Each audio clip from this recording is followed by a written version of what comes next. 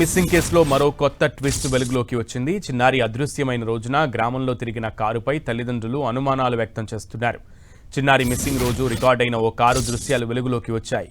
ఇటీవల నర్సీపట్నం సమీపంలో చిన్నారి తాతయ్యను ఢీకొట్టింది ఇదే కారని తెలుస్తోంది.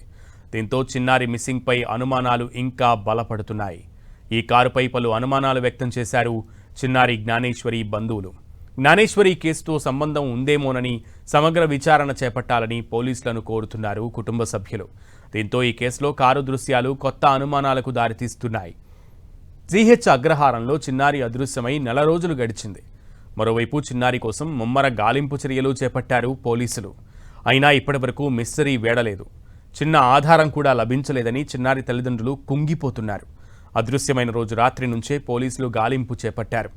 జాగిలాలు వెతికాయి. ఎన్డీఆర్ఎఫ్, అటవీ శాఖ, హనుమాన్ బృందాలు శోధించాయి. కొండ, తోట ప్రాంతాన్ని థర్మల్ డ్రోన్లతో పరిశీలించారు. సీసీ కెమెరాలు, 7 టవర్ల పరిధిలో వందలాది ఫోన్ కాల్స్ను విశ్లేషించారు. సమీపంలో నేల, బోరుబావులు, చెరువులు వెతికారు. అనుమానితులను ఆరా తీశారు.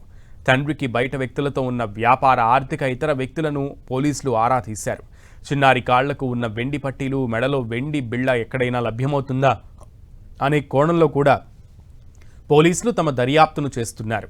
Mobile tower data dump, call data విశ్లేషణ, డ్రోన్ సర్వేలు, ట్రాప్ కెమెరాలు, RFID పద్ధతులను ఉపయోగిస్తున్నారు. కొండపై జీడి పిక్కలు ఏరుకునేందుకు వచ్చేవారి ప్రాంతాలు, తల్లి స్వగ్రామం, సమీప గ్రామాల్లోనూ ఆరా తీశారు.